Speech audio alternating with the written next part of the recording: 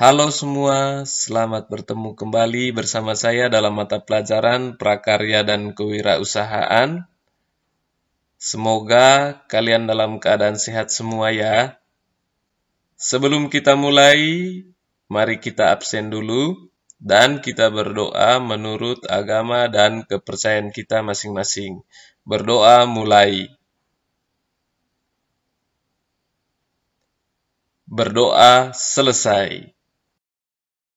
Materi kita kali ini adalah memahami perhitungan titik impas atau break-even point usaha kerajinan dari bahan limbah berbentuk bangun datar.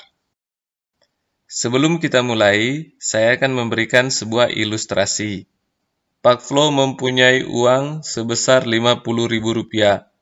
Ia mendapatkan sebuah ide. Lalu ia membelanjakan sejumlah barang dengan uang tersebut seperti kabel dan balon, lem, dan cutter.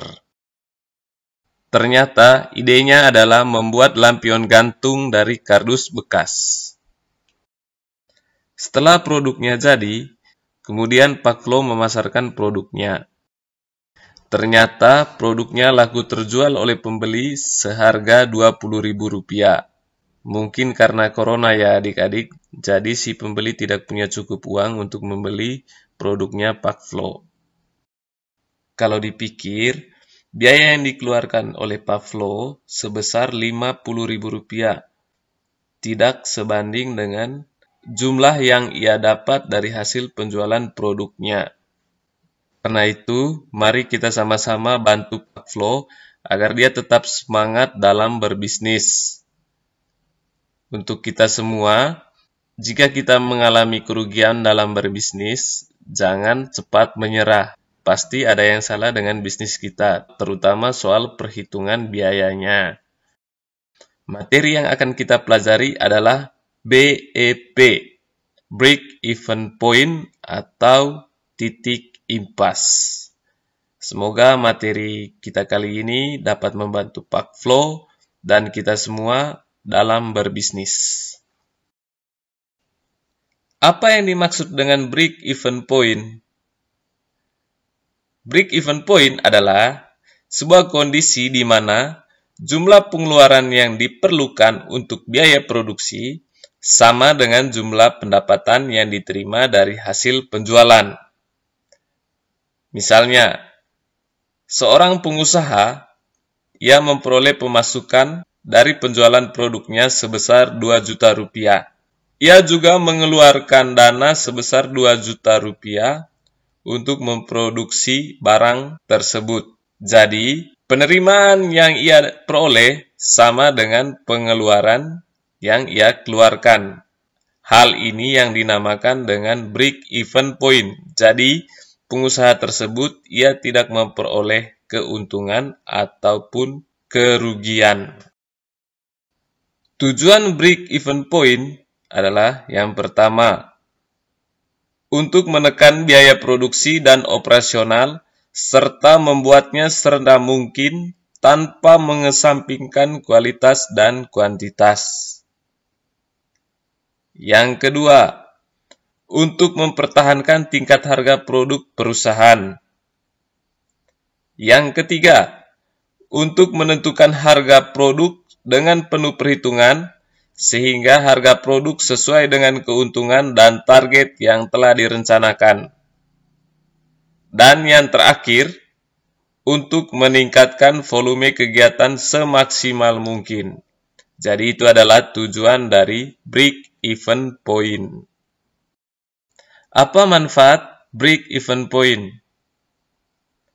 Yang pertama, sebagai alat perencana untuk menghasilkan laba. Yang kedua, memberikan informasi mengenai berbagai tingkat volume penjualan, serta hubungannya dengan kemungkinan memperoleh laba menurut tingkat penjualan yang bersangkutan.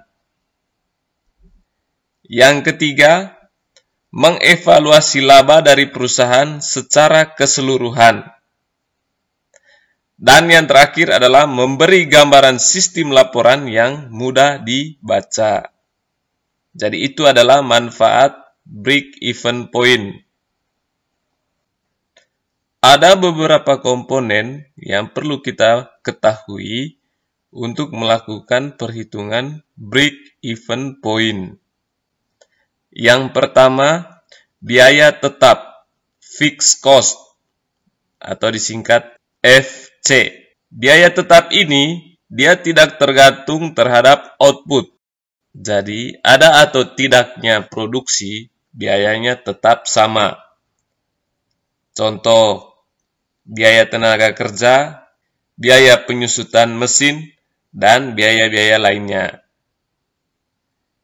Yang kedua, biaya variabel, variable cost, atau disingkat VC. Biaya ini adalah biaya per unit yang sifatnya dinamis, tergantung dari tindakan volume produksinya. Jadi, semakin besar produksinya, maka biaya yang dikeluarkan juga semakin besar. Contoh, biaya bahan baku, biaya listrik, dan biaya lainnya. Dan komponen yang terakhir adalah harga jual atau selling price, biasa disingkat P. Nah, harga jual ini adalah harga jual per unit barang atau jasa yang telah kita produksi. Ini adalah komponen-komponen untuk menghitung break-even point. Demikian dulu materi kita pada hari ini. Semoga adik-adik semua paham ya. Untuk pertemuan berikutnya, kita akan mempelajari bagaimana cara perhitungan break-even point. Sangat diharapkan adik-adik dapat mencari materi dari sumber-sumber lainnya. Dan untuk tugasnya, adik-adik bisa cek pada grup pembelajaran. Akhirnya, terima kasih untuk semua yang telah menonton video ini sampai selesai. Tetap jaga kesehatan, jangan lupa pakai masker ya. Jangan lupa like, comment, dan subscribe. Sampai jumpa pada pertemuan selanjutnya.